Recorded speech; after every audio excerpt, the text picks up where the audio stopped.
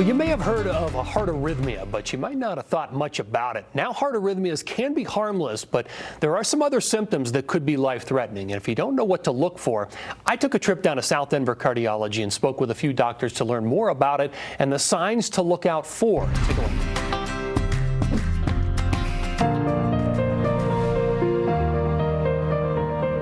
We're here at South Denver Cardiology Associates. We're talking about the heart and different issues you might have with the heart. I've got two doctors with me, two cardiologists, Dr. Danile Alyesh, and we've also got Nick Palmeri, MD. Guys, thanks for coming in here today and having us in here.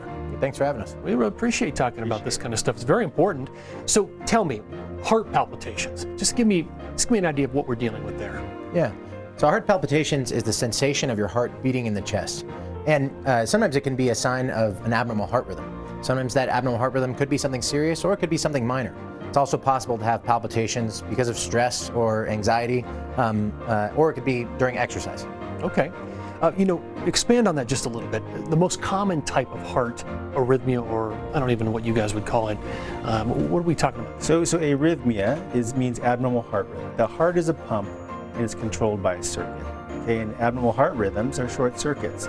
And the most common abnormal heart rhythm is atrial fibrillation. Okay, and that's the top of the heart. I've heard of it. A-Fib. Yeah, A-Fib for short, beating in a disorganized way, in a chaotic way. Atrial fibrillation can be managed and prevented with a great lifestyle, right?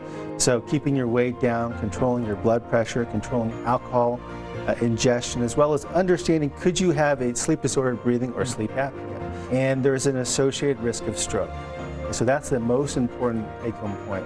When the top of the heart quivers, the blood can pool and clot, and then that clot can travel.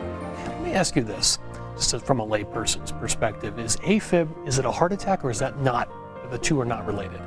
Yeah, we usually would not call atrial fibrillation a heart attack, sort of a different description of a different problem. But atrial fibrillation can be serious in some cases.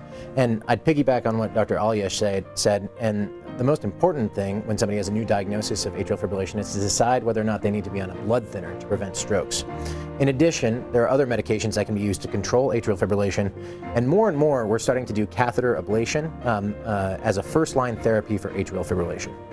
How serious of a problem is this? I mean, how many people do you think deal with this? Studies out of Massachusetts have talked about how really there is an exponential growth of atrial fibrillation in this country. That's really interesting. We're talking several million a year new diagnoses. Okay.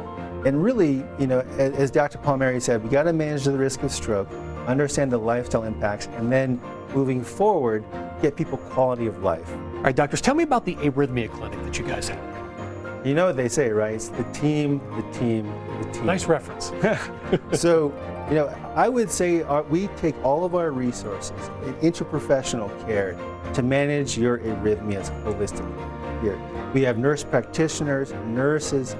They all specialize in arrhythmia care. What we want to do is very, very quickly diagnose your issue, very, very quickly alleviate your symptoms, and then come at all of the lifestyle and contributing factors that impact your arrhythmia. Guys, thanks for your expertise here today. Really appreciate talking about heart health and arrhythmia, A-Fib, all that kind of stuff. Again, right here, South Denver Cardiology Associates. You guys will take care of this.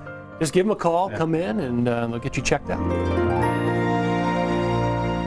If you have questions about arrhythmia or just want to learn more about the services the South Denver Cardiology team has to offer, you can head to their website, southdenver.com, or give them a call at 303-744-1065. Thank you to South Denver Cardiology for sponsoring this segment.